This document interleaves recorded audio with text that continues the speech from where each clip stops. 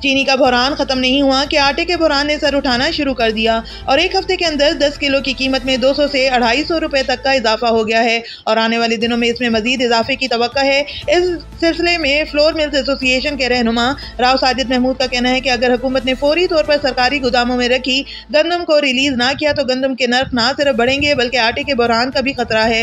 राव साजिद महमूद ने मजीद बताया कि गंदम की कीमत में इजाफे की एक वजह फीड मालिकान का गंदम इस्तेमाल करना है। हुकूमत फीड में गंदम के इस्तेमाल पर पाबंदी आयद करे और सरकारी तौर पर रखी गई गंदम को फौरी तौर पर मार्केट में लाए, वगरना ये गंदम जो गुज़िश्ता 2 साल से गोदामों में पड़ी है मजीद खराब होगी। ये इंसान तो क्या जानवरों के खाने के भी काबिल नहीं रहेगी। हुकूमत इसको ज़ाया करने की बजाय फौरी तौर पर इसको रिलीज करें ताकि आटे के बहरान पर काबू पाया जा सके और खजाने में कसीर ज़र मुबादला आए। रिपोर्ट जफर अब्बास, तहसील रिपोर्टर, शाहपुर, झावरियाँ।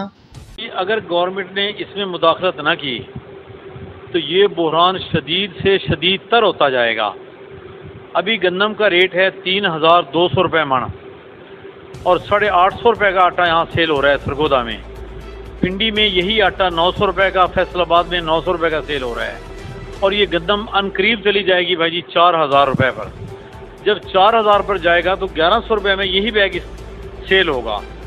गवर्नमेंट को चाहिए कि जो उनके पास गंदम पड़ी है वो उसको रिलीज़ करें। पड़ी है और 2 साल से वो पड़ी है, वो पड़ी तो ज़ाया हो जाएगी, वो तो इंसानों के छोड़ जानवरों के भी खाने के काम नहीं आएगी। बेहतर है कि गवर्नमेंट अपनी गंदम रिलीज़ शुरू कर दे और कम रेट में करे तो उससे कम रेट में आटा हम देने के पाबंद होंगे आवाम को।